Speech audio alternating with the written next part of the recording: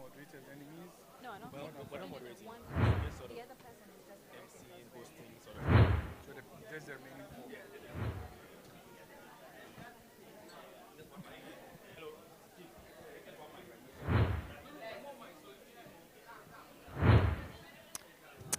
Hi.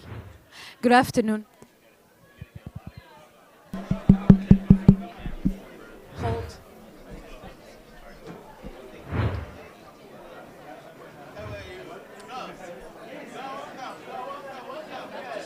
Well done, moderator. It is familiar. Yeah, KNUST. The moderator, I don't know, maybe here. Yeah. So we will just introduce ourselves and then we'll call the moderator up and he will call them first.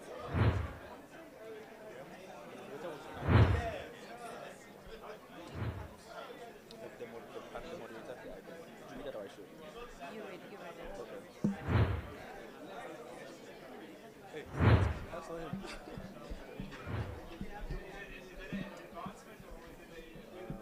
Listen, give me a second.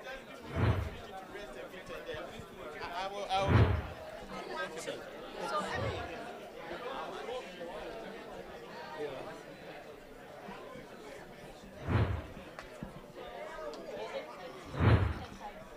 Lila, did, did Dr. Tim Price send the bio? I have no idea. Your laptop. You want to charge your phone on your laptop? Your phone. Can I take this? In terms of the visuals, it,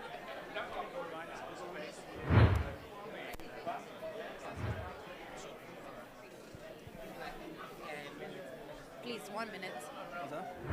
You have it now? I'm just going to Google it and then do the bio for one. Nobody has the bio. Yeah.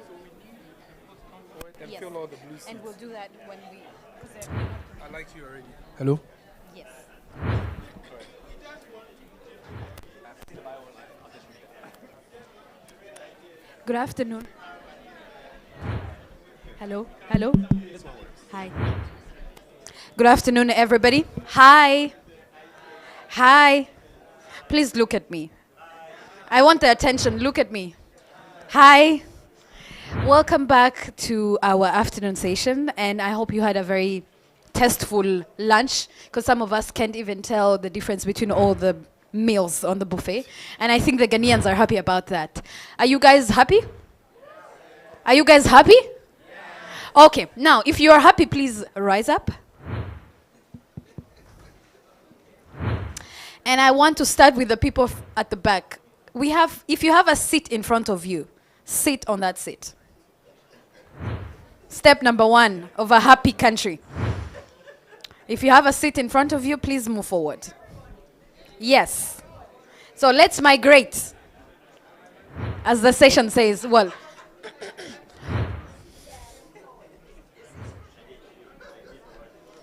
migration, quickly.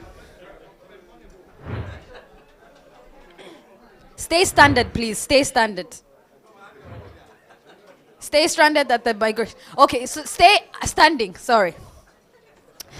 Hi. So my name is Miriam Sekonziza. I'm from Rwanda, an alumni of African Leadership University, and I will be the host.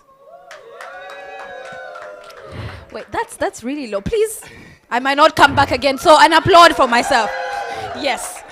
Hi, everybody. So my name is William Ano, an alumni from Ashesi University, and I'm helping moderate the session as well. Now, I would shake you guys a little bit, but you just finished your lunch, so I will just allow you guys to sit. After the session, I will shake you a little bit before you can sleep. I promise I will wake you up. I can see some chairs in front of people. The reason we want to do that, we want to have an intimate session, right? So if you leave the seat in front of you, you are a bit far from us. Now, go ahead. All right, so thanks again for making it to this session and for making it to this program as a whole. I want to just reiterate the theme for this entire session. So for the entire program, actually, it's Yansapo, which we had explained today. It literally means knots of knowledge in Akan, innovating health systems in Africa for Africa and the world. This is our second session for today. It's a panel session, and the topic is a focus on Africa, youth migration and its impact on health systems. Get some claps for that. All right, so our panel moderator for today is Dr. Tenkrai, Dr. Emmanuel Tenkrai. I'll read his profile briefly and I'll call him up on the stage. So Dr. Emmanuel Tenkrai is the current Regional Health Director for Ashanti Region for the Ghana Health Service. He is a medical doctor and a senior public health specialist. He graduated from the University of Ghana School of Medicine in 1991 and holds a Master's of Public Health degree from the same University of Ghana. He's a fellow of the Ghana College of Physicians and Surgeons and a clinical fellow of Joanna Briggs Institute in South Australia. Prior to his current position as regional director, Dr. Tenkrai has worked in various capacities in the Ghana Health Service, including medical superintendent of Intawam Hospital and district director of Health Service.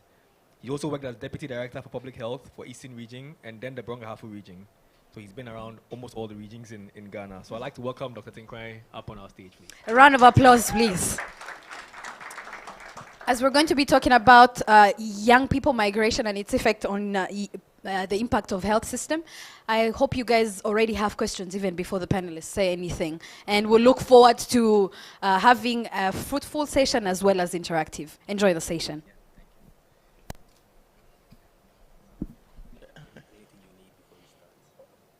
Oh, no. Thank you and good afternoon. I would like to welcome all of us to this very important session. It's about our youth.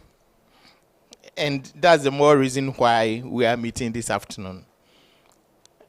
So I would like to invite the panel members, Dr. Kwesi Asabro, who is the Director of Human Resource for Ministry of Health Ghana.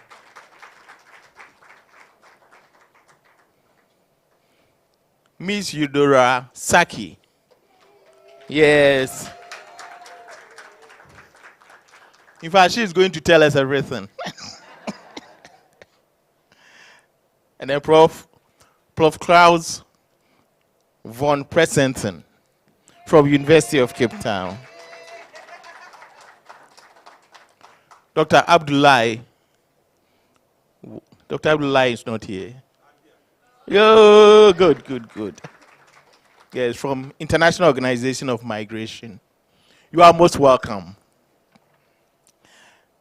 This session is going to be very important. It's going to be very interactive. And we are going to generate ideas as to how to address one of the major challenges we are facing in Africa. Migration of young Africans and its effect on the health system across the continent. It's a major challenge. For those of us in Ghana, we don't want to belabor the point. Yes, I think it has affected our health system very much. We are going to look at the consequences, the causes, the consequences of youth migration, and then address the challenges, and then look at the opportunities therein. And then these experts are going to give us ideas as to how to address some of the challenges and then the way forward. So we are going to start from our Director of Human Resource, Ministry of Health. And the first question is, what are the key drivers of youth migration in Africa? And how do they impact on the local health system? I'm going to repeat it again. The key drivers of youth migration in Africa and its impact on the local health system.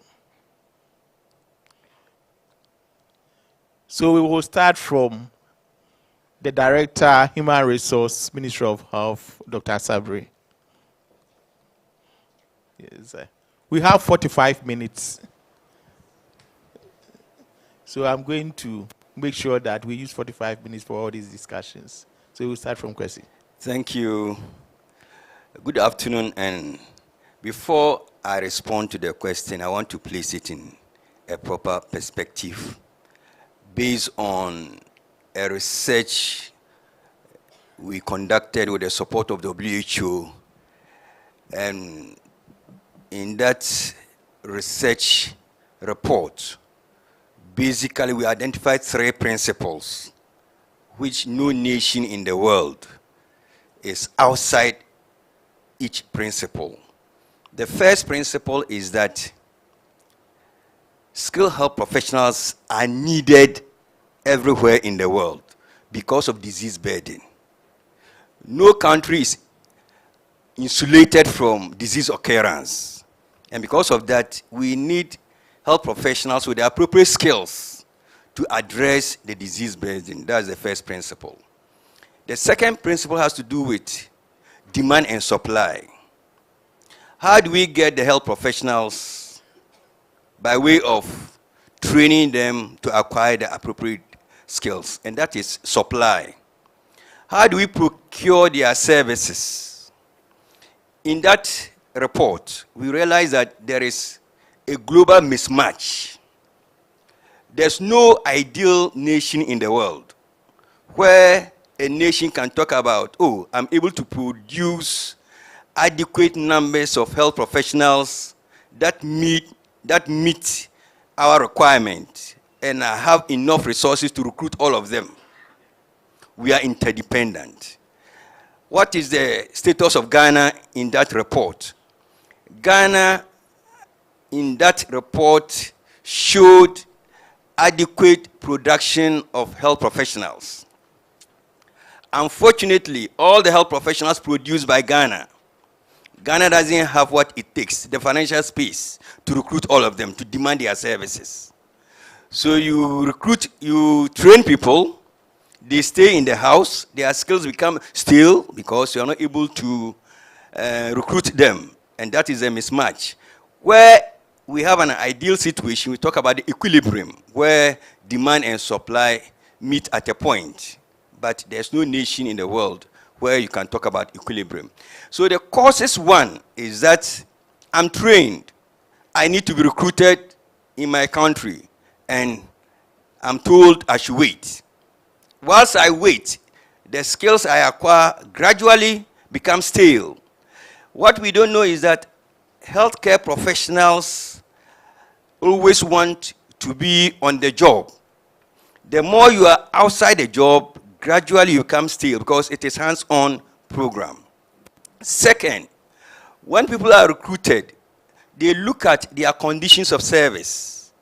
And some of these are push factors. Unemployment, I have the skill, then I'll look elsewhere. And because health professional, like I indicated, is a commodity in the global labor market, others don't have the youth to train, especially the developed countries. But they have the financial muscles to attract and recruit them. The disadvantage is that where the youth migrate on illegal migration or through an illegal recruiter, their skills are wasted. You go there with your highly professional skill, and you are given a semi-skilled job to do. Once you get to the destination country, you have nothing to do than to accept whatever offer you are given. So, to summarize what I'm saying, yes, migration, there are causes. The causes are known.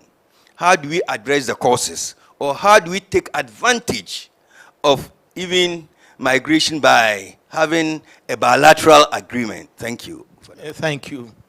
Well done. Eudora, you are a young person, so yes. Let's share your ideas.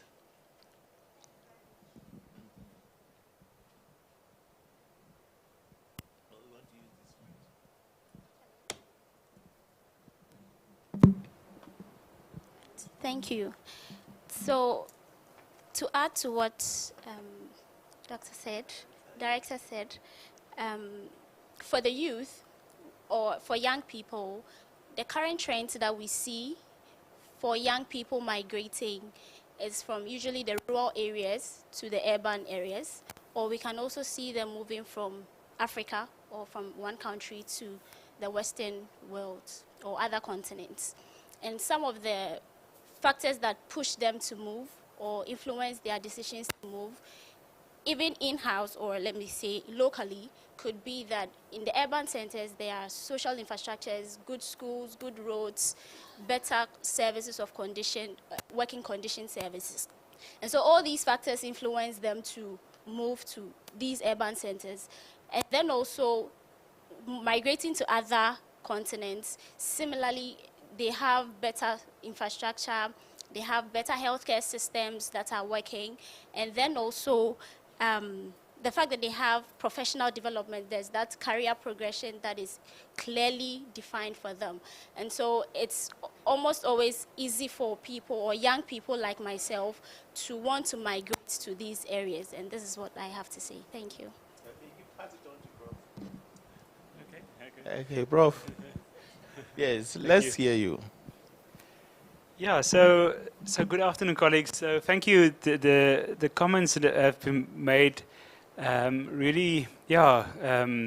One of the things I've really also thought about is this demand and supply aspect, and I think sometimes the risk is to have a binary approach to our thinking, that there's only the one or the other, the one there's good or bad, and I think this afternoon's conversation would also be hopefully to try to put a bit of a positive spin on this, because I think unfortunately migration is often seen as a negative force, and it's maybe a compounded idea that it's not just about people, we're losing the brain drain, but we are, but what are the opportunities are there? Is there something good in that that could also speak to a bit more of a granular approach?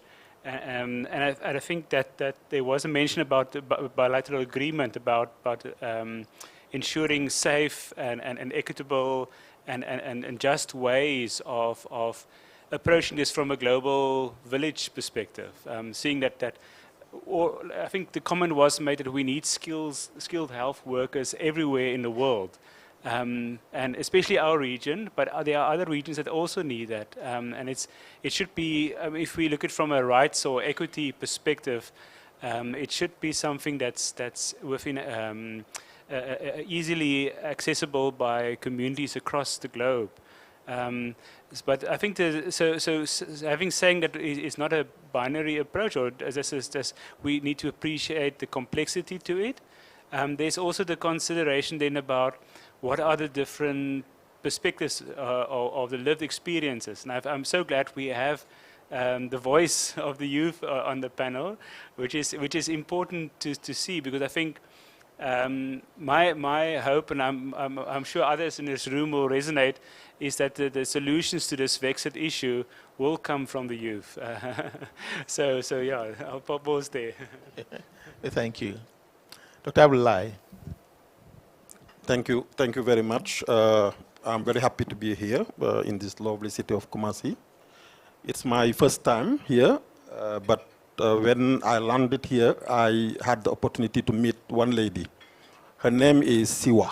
She is from Kumasi. She is a young working as nurse in the hospital, but she went to Germany for migration, and I learned a lot about her motivation.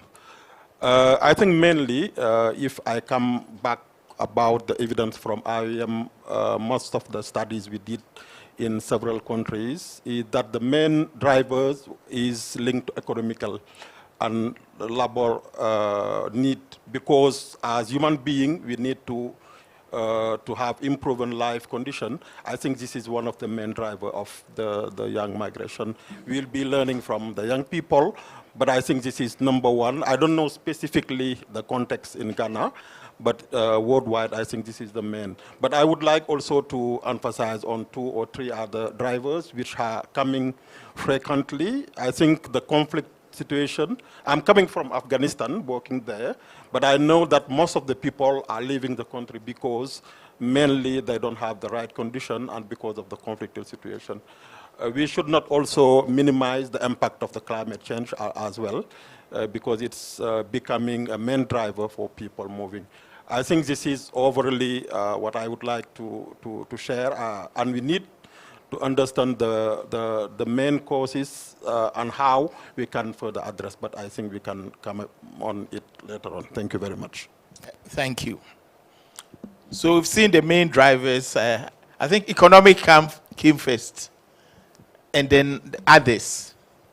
Kwesi has talked about the demand and supply system, and I believe that that's also one of the key drivers that's affecting the youth migration in Africa. Yes, and we have to look at, Klaus talk about the opportunities that we can get from some of this. So, we are moving on to the solutions. So, what radical or systemic solutions can African nations use to address the health workforce shortage that has been caused by the migration? How do we address it? So we also start from Kwesi to say, Yeah. yes. Well, if you talk about health workforce shortage, it's relative. Relative depending on the context with which you are looking at it. Ghana 20 years ago, we talk about health workforce shortage because of brain drain. But now, you cannot talk about shortage. The people are even there, recruit us, and you're not recruiting. So how come you have the justification to talk about shortage? We have over 60,000 health professionals now, readily available for recruitment, but no money. Like I indicated, the research indicated that Ghana has the potential to produce a lot of health professionals per year. But Ghana doesn't have the financial muscles to recruit all of them. So for us, we are looking at brain gain. How do we use the youth so that we can talk about managed migration? There are other nations where they don't have the capacity to even train. The youth is not even there for them to train, but we have them. Unemployment is national security issue. And if Ghana alone cannot recruit all of them, the next step is, can we have bilateral agreement? But what Ghana is doing is that we are looking at the global dynamics in terms of what kind of skills are needed. Because you don't train for train's sake. You don't train for your national need. If you want to go into bilateral agreement, what are the needs globally? If we are training so much and we cannot recruit, can we talk about the demand at the global level so that when you train, they don't stay in the house? They will have the opportunity to be recruited. And when they go away, remittances and even upgrading their skills becomes a positive issue for the nation where they have left. Now the challenge Ghana is having is illegal migration. People are recruited and they have to pay for leaving the nation, and their passports are seized because at times they go for a loan to embark on this journey. We piloted managed migration with Barbados the year 2020, 2022. And as I speak, 2024, the third cohort will go. 2022, I led the delegation to Barbados. When we got there, we interviewed the first cohort. The feedback we had was that their colleagues who went to destination countries on their own were regretting. Why were they regretting? They went there on their own and their welfare was not taken care of. They had to spend to get to wherever they went. But because it was government to government, this cohort went on government ticket, they went on chartered flight. Whatever skills that they had in Ghana, they were recruited to practice in that skill. They had the opportunity to come back after 2 years to continue their work in Ghana. So I believe that depending on the perspective with which we are looking at migration, it can be positive and the youth can take advantage when government steps in and prevent people being taken advantage of. Thank you. Thank you. So building on what the director said, when we strengthen the governance system in the healthcare sector, this will go a long way to also ensure that corruption and other mismanagements are actually curtailed. Because the young people, we see what is happening.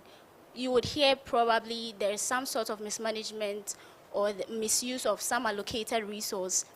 And then you get to think about it, or you ask yourself, well, why is this so?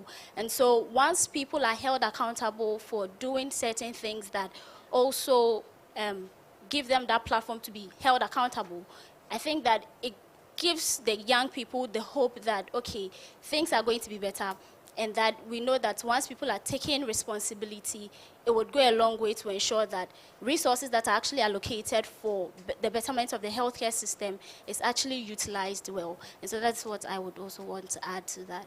Thank you. Thank you. I like the term hope that you've mentioned, because I think it's a concept or a quality that's if it's lost, it's difficult to restore.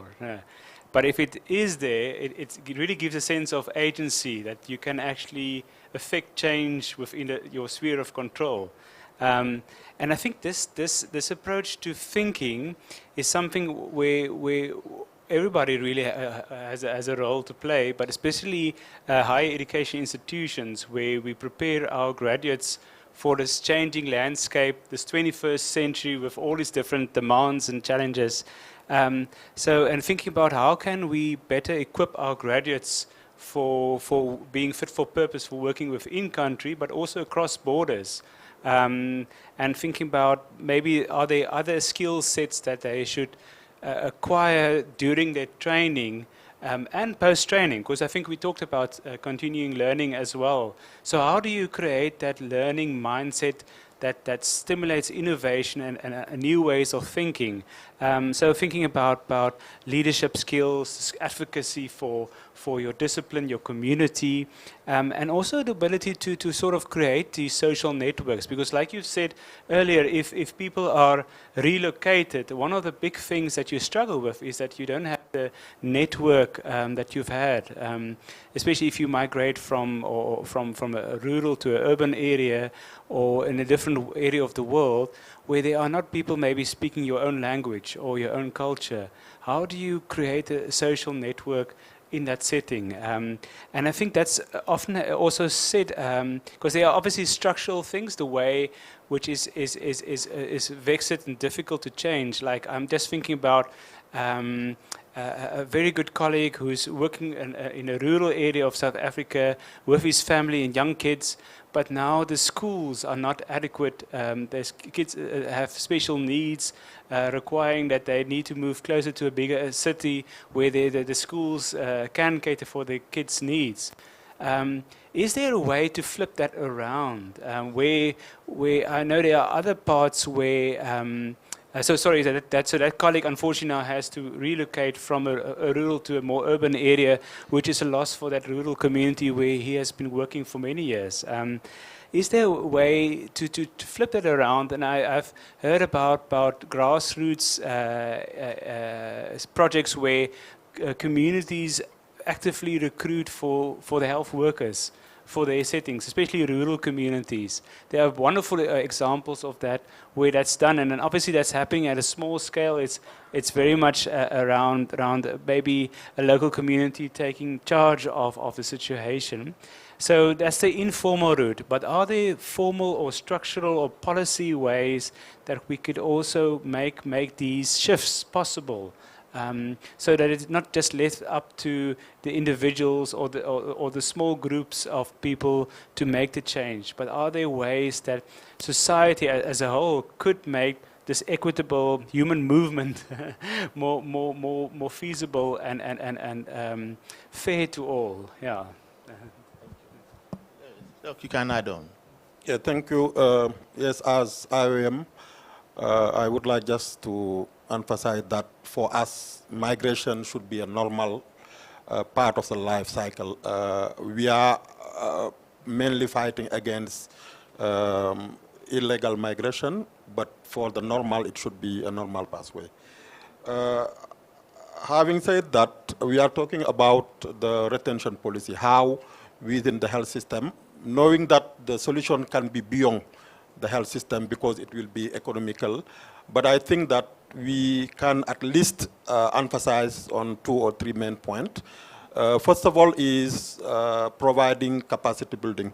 Because I was a young medical doctor in a rural area, but most of the time, if you are not getting the right education, the right continuous learning, you will not be motivated to stay. The second thing is also if you can think about having monetary retention policy, because sometimes for people living in rural areas, it will be difficult to be there, and the lack of opportunities is also a driver for migration. I think if the government can emphasize on providing somehow kind of motivation, it could be monetary or non-monetary motivation to support them and to retain in this location. And thirdly, we should also take opportunity of the innovation and also the new technology. I think today using telemedicine, telehealth, or remote consultation can be also a factor which can be used to retain people in rural areas specifically and avoid illegal migration, because it's the main issue we are talking about. Thank you. Thank you. So the key issues raised here is that of leadership, that of innovation, and that of facility for retention. And you do not talk about the environment that will give the youth hope that even if they are to stay, at least it will be okay. Because he talked about illegal migration. I think that's the key issue, and that's one of the challenges, and the need for bilateral government-to-government arrangement as far as migration is concerned. So I believe that we are going to leverage on this and see how we can move forward. So let's look at the third issue. That is, how are we going to leverage on remittances, the skills, the knowledge, and then the technology transfer to improve the health system of Africa. We are going to start from you, Kwesi. Before we can talk about leveraging on the potentials we have as Africans, then we have to look at the global need. You cannot just train any health professional, any level, thinking that you can leverage on positive or bring gain. For instance, 20 years ago, Ghana had a problem with shortage. So we had professionals trained within the context of Ghana. They were bonded. Over 10, 20 years, we realized that we cannot go on bonding professionals, because if you bond a professional, legally, nobody can recruit that person unless you, the one who offered the training, the employer. They started coming to the government, asking government, you have bonded me. I don't have space to go and look for my own employment. Employ me. And government realized that he didn't have money. So we canceled the bonding. After you are trained, you can find job anywhere. Because we realized that we don't have enough money. So there's no need to bond. Everyone for himself, God for us all. We realize that when it comes to international migration, government to government, they look at professionals with first degree. But 20 years ago, the Ministry of Health didn't have the capacity to produce degree holders in middle level cadre, apart from the universities where they have the accreditation to train degree holders. We would train 2-year certificate and then 3-year diploma program. And these cadres were not needed internationally. So now we went into affiliation so that our certificates could be recognized. So yes, we have the potential, but the systems we're operating with were not accepted internationally. Even the Barbados that came to Ghana looking for nurses, the kind of specs that they gave Ghana, you know, before you even send people out, you have to look at your own stock. Because we do this mindful of our own health system. You don't allow people to go to break down your health system. You have the money, but you don't have people to take care of your citizens. They needed about 20 critical care nurses. We didn't get 20, just the figure 20. Why? Because the whole Ghana is only one school that trains them. Meanwhile, when it comes to certificate programs, we have over 70 schools producing over 50,000 of them. So we realize that we have to have a policy shift. Can we change some of the certificate program to specialized training program? So that the more we train them, when we go into bilateral agreement, we have products that will be accepted internationally. So I believe that before we even think of bilateral, do you have the right skills that you can put on the table to discuss? If you don't have it, just stay put, because it won't work for you. So now, Ghana has changed its policy, because we have the youth. For instance, every year when we advertise for admission into our health institutions, we always have over 100,000 applicants. The 100,000 applicants, we don't have enough space. We take 30% of them. Where are the 70,000 applicants going? They have the desire. So if you enter into bilateral agreement and you have resources to expand the training, you know that at the end of the day, the demand is not only for Ghana, the demand will also be for outside. And people will have jobs, both locally and internationally. And our societies, at least, will see that the security that we're thinking of, the unemployment security, will be resolved both locally and internationally. Thank you very much. You're welcome. Thank you. Let's continue. Idora, Yes. what do you have for us? Well, I agree with what the director said. And I would also want to add that we would have to also develop networks and collaborations between the schools. Training institutions, universities can be able to partner with others to be able to develop networks with these schools or with the workforce to be able to adequately ensure that they get the opportunity to get exchange programs or even build teamwork or network, and then encourage shared learning as well.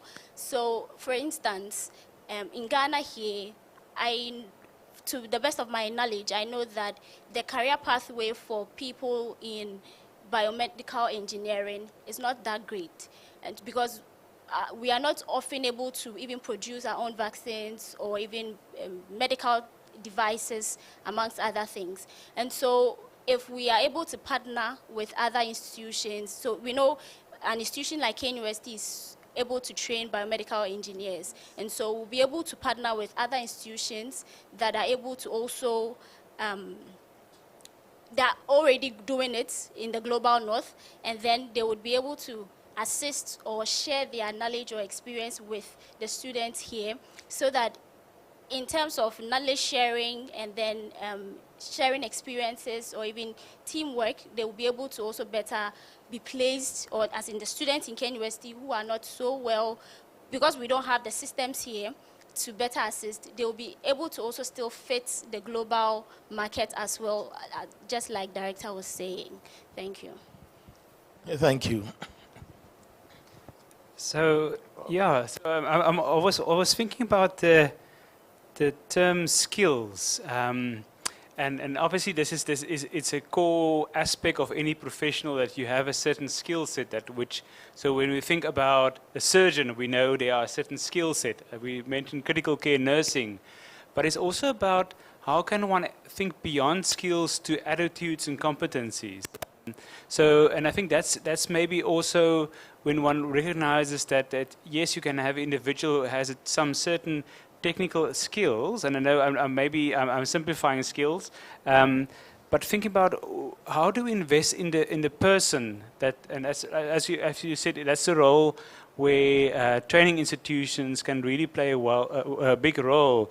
Especially, I'm just thinking about what are already the lessons for our African Health Collaborative from this panel discussion. One of the things I was also thinking about is the skill set that's beyond your discipline. So thinking about how many of our health graduates know anything about social innovation, health technology, we talked about leadership, but also skill sets that are not traditionally associated with that profession. And how can we facilitate maybe disruptive learning experiences that sort of challenges the status quo? So one of the things I was thinking about is the way we can use community spaces as learning environments for our students and graduates, and where we bring together students from multiple disciplines together. I mean, there were some examples also mentioned about students from maybe technology, graduate school, more business and health, economical sciences brought together maybe with social sciences where they understand what is the lived realities of the communities, but then also the health sciences and understanding so the students actually have that transformative experience living and working in a community space, in a primary care setting, where I'm actually not just there to work in a facility, but actually seeing this patient in front of me as a representative of that community and the social determinants that influence that community's health realities. And I think we've mentioned also about why do people don't want to practice in primary care. Primary health care is not the high-tech, wonderful environment with very specialized care. But how can we bring the technology into the primary care space to make it attractive and also have more agency for the health workers in the primary care space? Because if you have point of care testing and the available tech available, you've mentioned telemedicine, you can help the patient close to their home, close to their community, without the need of maybe having to transfer or be more selective about how you transfer patients. So it's also about thinking about, is this a way to rethink our models of care? Can we provide care in a more integrated fashion, both horizontally across episodes of care, but also transversely or vertically across the levels of the health system? So I'll pause there. Thank you. Thank you. Doug, let's continue. Yeah, thank you. I think it's a very interesting point here. And I agree with all the points raised. But despite the challenge we are seeing, for me, we can also consider that the youth migration can be an opportunity for health system strengthening. I would like to emphasize on how we can engage the diaspora to support health system strengthening. I think in several examples, we know that about remittance, the money they are sending back to the country is the main source of funding for the health system. We can also leverage on the human resources, how the diaspora people can provide transfer skill, also training to people, to the medical doctors staying at the country. This can be also an opportunity. And I would like just to share two quick examples from Guinea. I remember that right after the Ebola, we had a program with IOM, and because the main issue was the training of the health professional to detect and quickly respond to any epidemic outbreak. And we had this project during which people from several countries, but Guinean national was able to have a training module on epidemiology, but based on online training. I think this was a very good lesson learned for how we can engage diaspora. And also in the Eastern Mediterranean, during COVID, it was challenging to find enough health workers, and the diaspora in these countries also was instrumental to provide care. I think from my perspective, I would like also to emphasize on the positive side of the thing. Thank you very much. Thank you. So, we have a number of positive sides. And from the discussions, we realize that when they are given adequate training, adequate skills, adequate competencies in other areas, they can meet the world market and most probably support their countries in the area of remittances, technology transfer, and then skills transfer. So that is the conclusion. Then let's look at the policy issues. So, what policy interventions can help us retain, this time to retain, the young professionals in African countries? So we all know that we have the positive side, but we also need our young ones also to help support build a very solid system for Africa. The money is good, the remittances is good, the technology transfer, everything is good, but we also need them here. So what policy interventions can help us to attain this? I hope it's well understood. Yeah, it's understood. You know, healthcare is competency-based.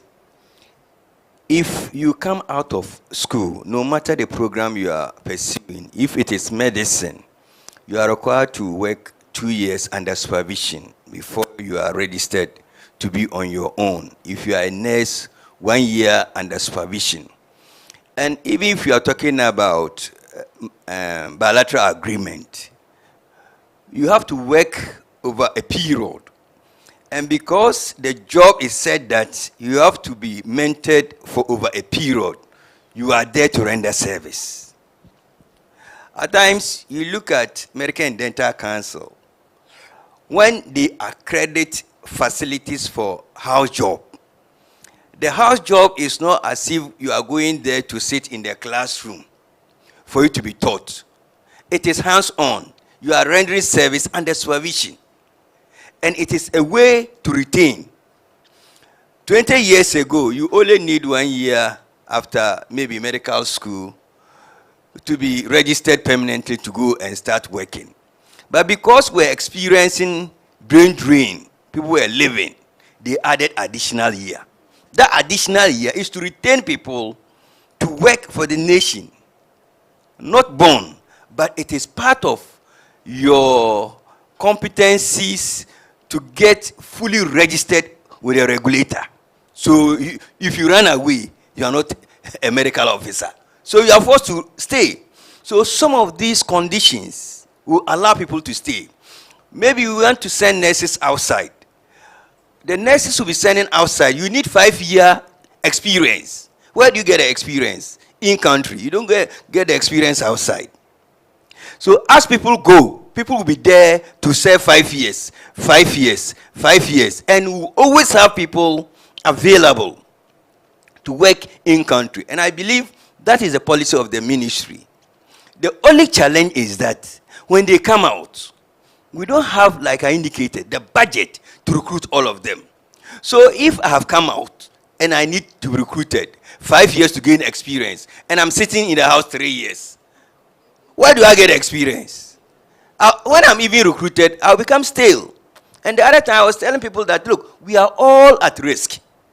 We are all at risk in the sense that when health professionals come out and they are not recruited and they are left in the house for 3 years, when the recruitment comes, anybody who goes there and they are treating you, know that you are a guinea pig.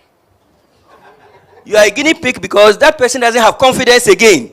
Stay in the house for 3 years. But at times we don't realize some of these things. They now try on the job after 3 years. They have forgotten some of the protocols and they are using you to try. If you are not fortunate and you die in their hands, that is your cup of tea. So we pray that if we don't manage our youth who are actually coming out of school properly, we will end up endangering our health system. Thank you. Idora, what do you have for us? I mean, powerful points there by Director. Yes. And well, for me, I would add that we also have to take care of those that are also in the rural areas, especially in terms of, let's say, if it's incentives that we have to give them, not necessarily sometimes even monetary forms, but I realize that for Ghana in this context, what they've done is that those in the rural areas get, lesser years to apply for promotion, study leave, amongst others. So I think that is one way of encouraging people to also go into the rural areas. And I think that one thing I also thought about is, if possible, those that are in the rural areas, assuming they have, anyone can be ill at any point. And so if they also get ill, how do we also treat them? Probably they may even need tertiary care as well. But when they go through the system, even to probably Kolebu or 37 UGMC, how do we treat them? Do we let them pay? Is there something we can do? Or is there a policy we can institute to ensure that these people are catered for in terms of financial risk protection? And so I think that it's something, if also considered, could go a long way to encourage people who are also living in the rural areas to also be retained to be able to build our primary health care. Yes, thank you. Thank you.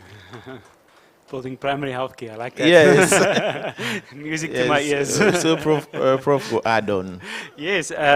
So there's probably Policy interventions. few things to think about policy interventions at national, regional, international level. The colleague from IAM is probably going to speak about the global compact, what one can do around that.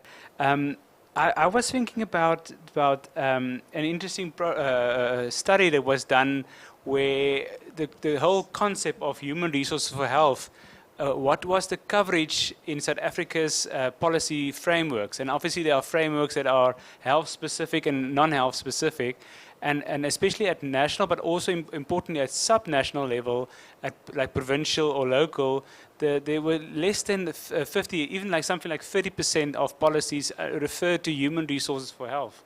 So thinking about why is health missing in terms of the policy environment, and what can the youth and clinicians help to help strengthen the voice through advocacy.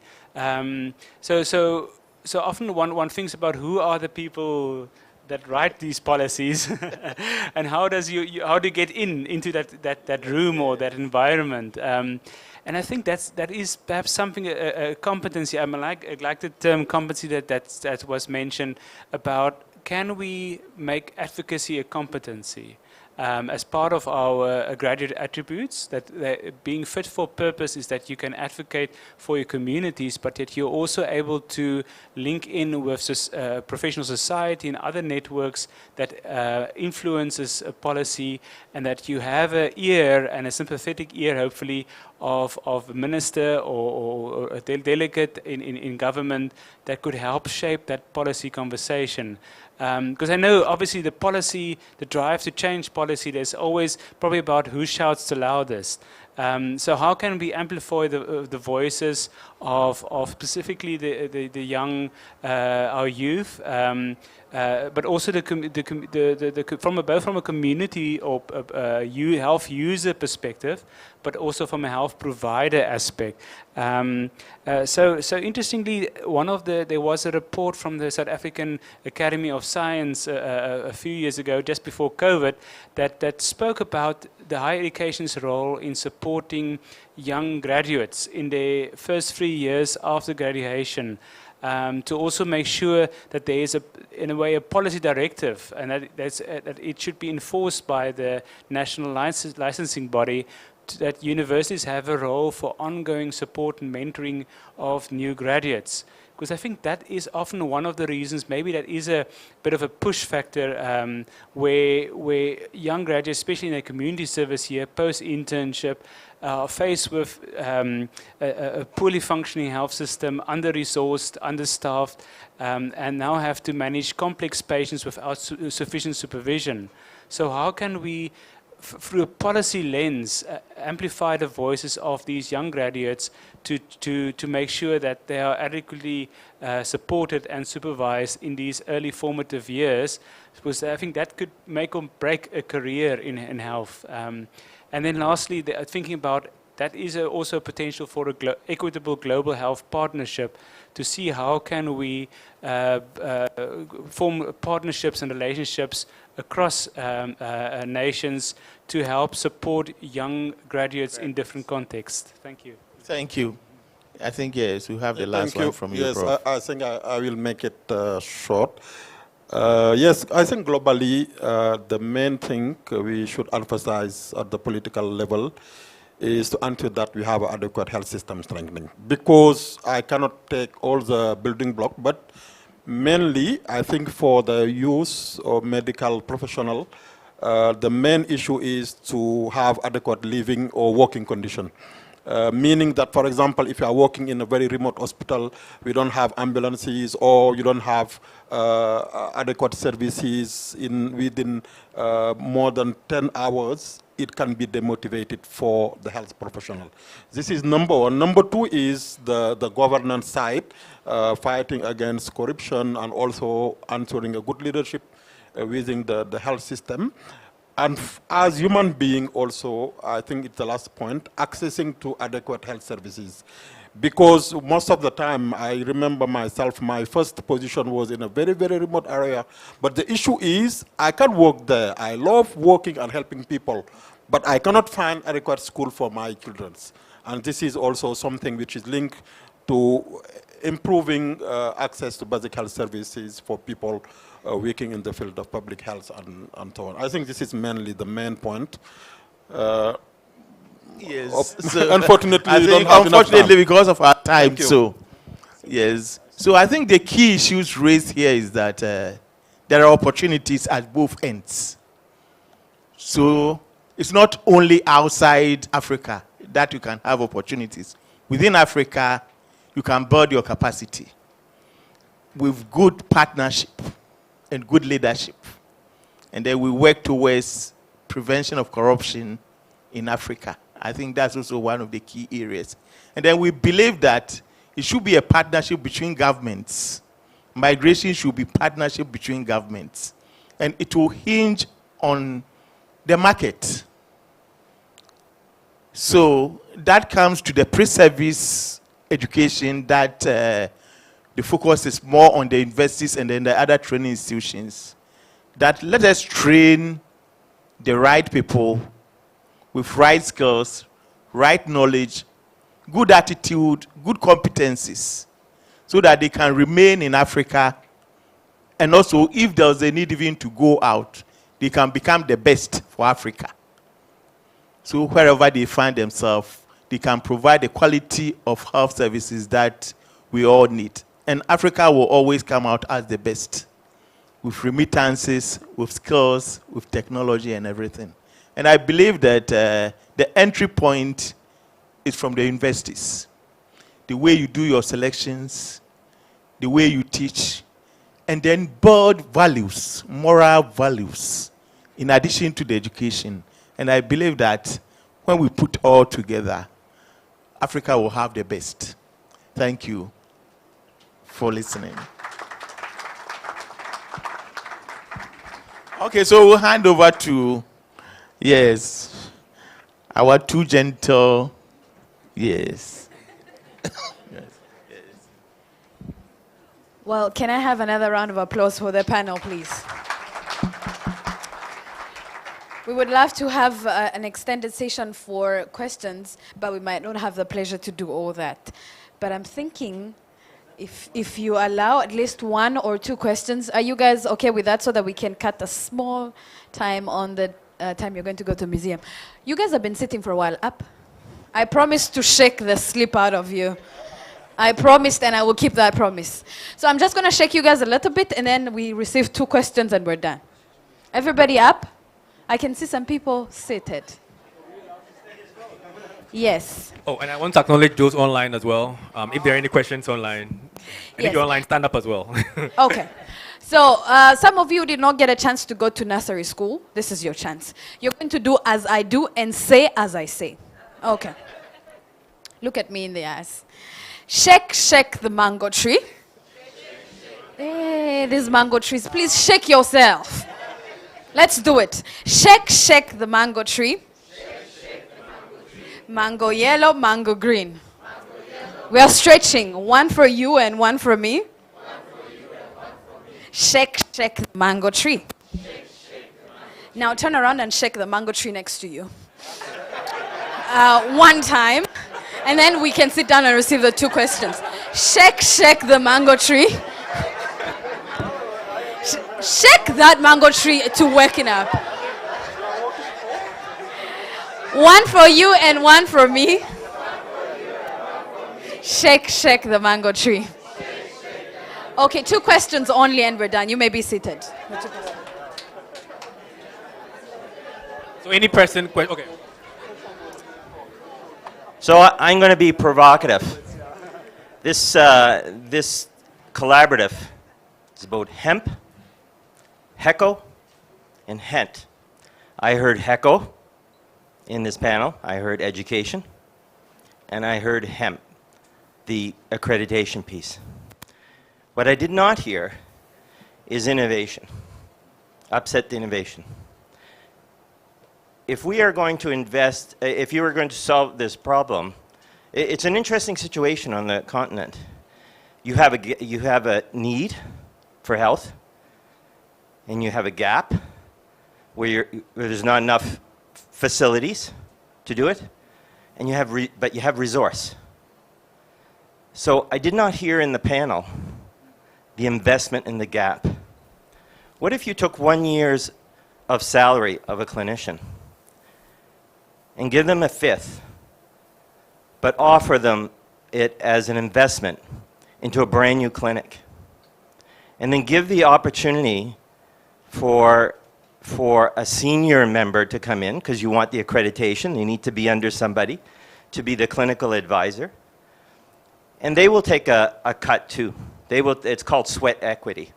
Everybody in this new clinic would take sweat equity, and after 5 years, the term, they would own that clinic that you invested in as a government. The government now owns 20% of an active clinic that's delivering new clinical services, not because the client base is not there. Client base is there, it's not being serviced. It's a guaranteed revenue.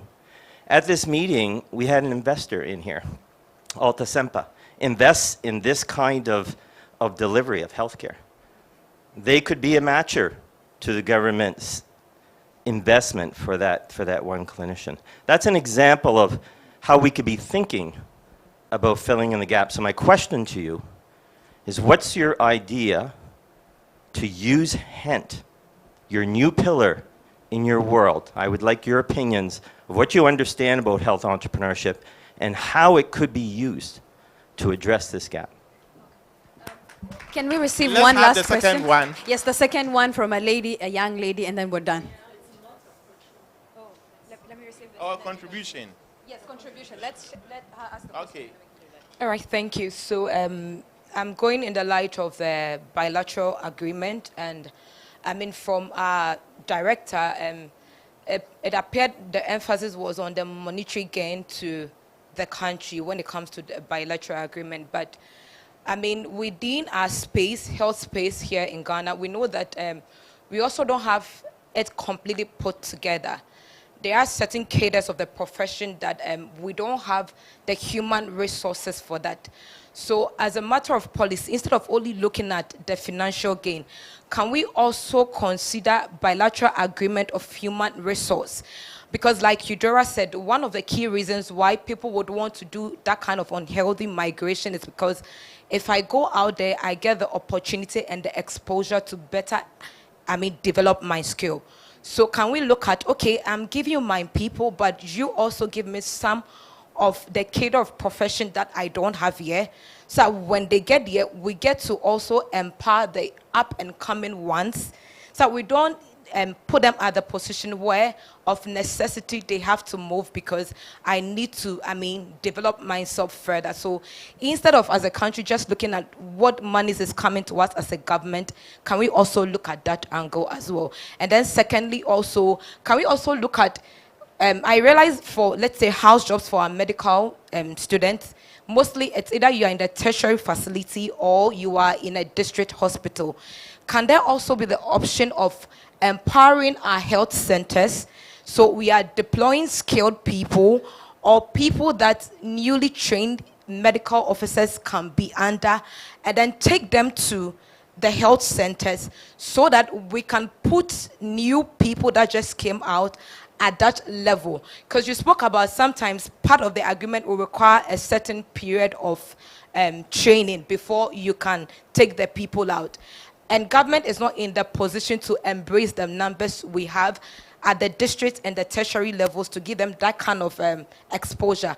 So how about just diversing a little and then empowering our sub-district level health facilities to the place where new people can be deployed so that they can also be empowered to meet the standard when the time is due. Thank you. Thank you. So, I think we will give you 1 minute each. Yes, just for innovation. Yes, to respond. Yes. Hello. Yeah, I think the innovation escaped us. I recall this morning I was part of a meeting where we're talking about entrepreneurship. And I indicated that currently every graduate from either private health institution or public health institution look up to government for recruitment. It's high time there's paradigm shift where people are empowered to be on their own, to also create employment. That's where we can talk about public-private partnership. If we don't go that way, if that innovation doesn't set in, then government alone cannot do it. So I agree with you perfectly, and I even made that contribution during the morning session.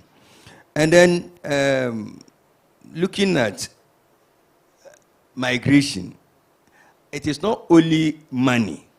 The skills have to come first. If you don't have the skills, nobody will talk about your services. And I want to place on record that, look, even Ghana, we also seek support from Cuba.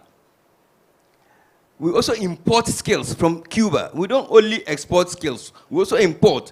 And we import skills because in Cuba, they look at human resource as the source of financial support to run their economy. So they train the skills that other nations need. And we all agree that when they come, the skills that they bring on board help to strengthen our healthcare delivery system. So it's not as if Ghana is always at the losing end. We are in a global village, and we have to take advantage of the global dynamics. And then, when we talk about accreditation, it is not about location. It is about having somebody who has the right skills to mentor the young ones. The human being with the right skills should be available. One, the environment, the working environment. You cannot send, let's say, a specialized professor, a consultant, senior specialist to a community health center where they have practically nothing. How does he mentor those who are coming? Or you send somebody to even a teaching hospital where the consultant who has the skill to mentor is not there. But the teaching hospital has every facility. So when I talk about accreditation, the American Dental Council is here to tell you that it is not about location. It's about the human being. It's about the availability of the working environment, whether they have the appropriate equipment, where when there's an issue, you have equipment to teach those who are training. Thank you. Thank you. Short one, Hidora. Thank you. So I appreciate the example that I think Paul mentioned earlier. And I would also want to say that to add to the health entrepreneurship, I think that once policies are in place to also encourage skilled migrants return, they would be able to also set up businesses back home, so that it can also be able to employ people, or also encourage, once we're also able to encourage people to also nurture and develop, or find innovative ways of, coming up with new ways of tackling issues in health systems. I think that could also be a potential, because eventually entrepreneurship means that we are solving a problem. And then fine, the return that we get is maybe we getting monetary value out of it. But at the the very first instance, there's a problem, and then we are solving it. And so once we encourage young people to, or put in measures to encourage young people like we are doing in the health entrepreneurship pillar, to ensure that young people are able to nurture and then also bring out ideas to solve problems that are actually happening around them. I think that it's also going to be a good way of solving the problems that we have in the health systems. And then I think that we can also build capacity for the young people in terms of, Ekwa mentioned the doctors going to other places.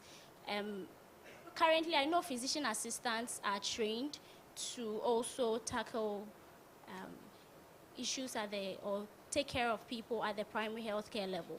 And so I think we should also find innovative ways of building the capacity of these physician assistants as they head these health centers or polyclinics or CHIPS compounds or wherever they find themselves. So I think that would also help. Thank you.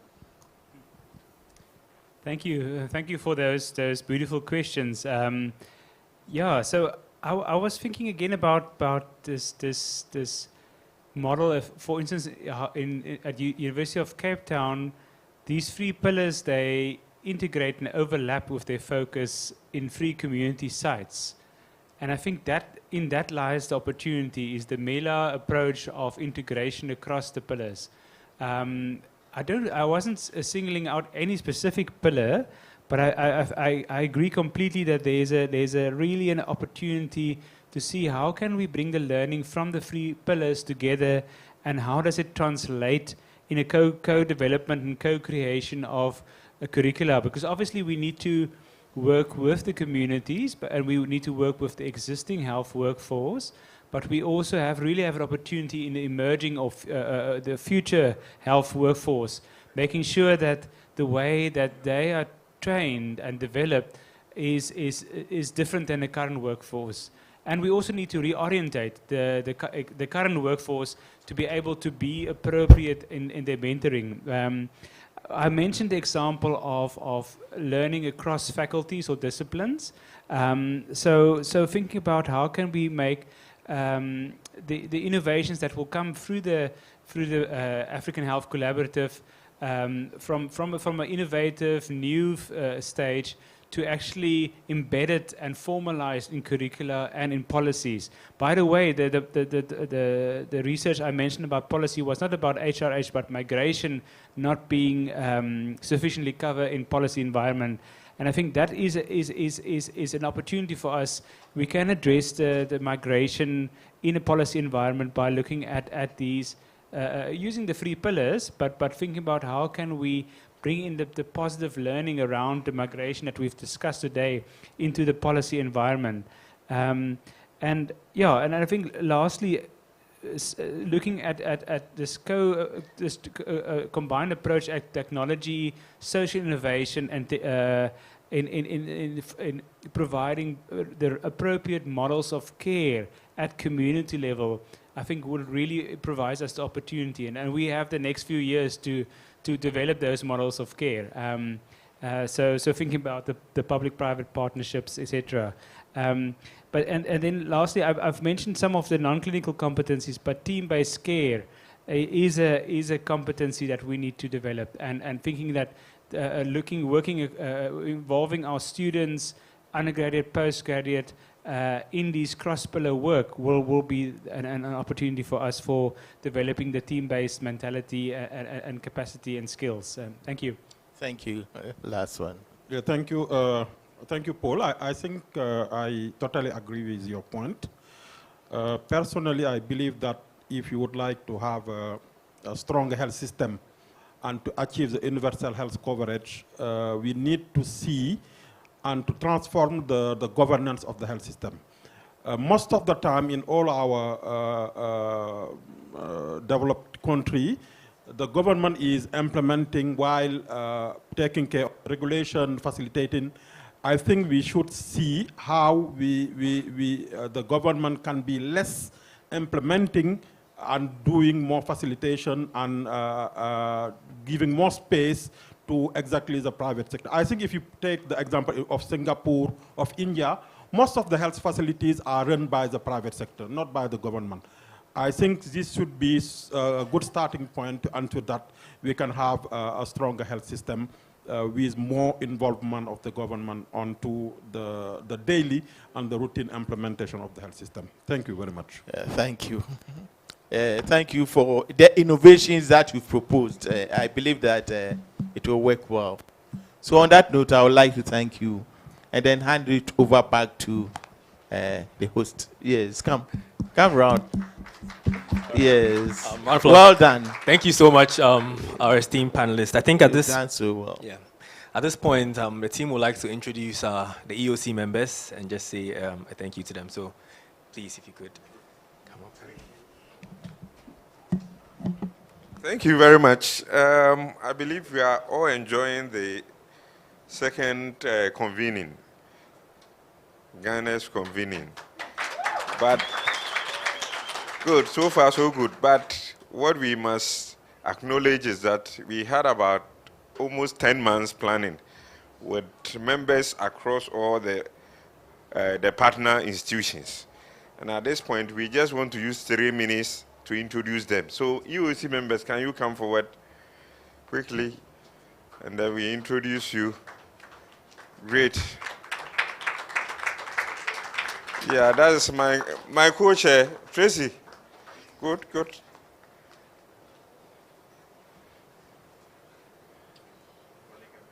Yes, and then Kwame, my own. Great.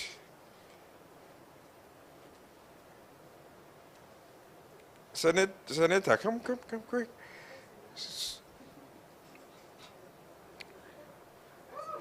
No.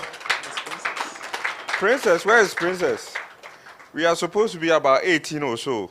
But for now, those who are here, you just mention your name and then the institution. I'm Christian Ejare from KNUSC as the chairperson of the EOC. I'm Kwame from the African Leadership University.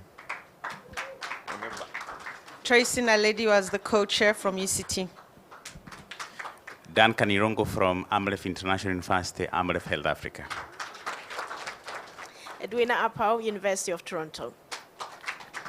Angel Motsamai from the University of Toronto.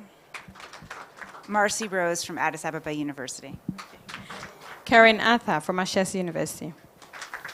Emanuela Limlim from the MasterCard Foundation. Sheila Chepkiri from Moi University. And Esther Samoa from University of Toronto. Eva Wachi Adam from KNUST. Sanita Osaibedu from KNUST.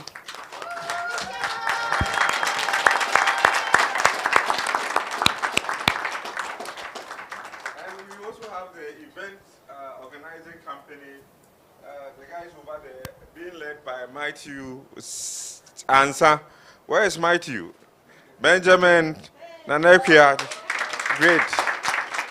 So what you are enjoying is coming from all the members. And when you see them, appreciate them. And when you are having issues too, you approach them. Thank you very much. But we are not yet done. We are up to Saturday. Good. Thank you. Thanks so much, Prophet Jari. So this is the end of our session. I want to say thank you again to our panelists. A round of applause, please. There's an experiential session right after this. It's a trip to the Menchia Museum. There are some branded buses outside, so you can just go outside and then join the bus, and then we'll go for the field trip. But thanks again.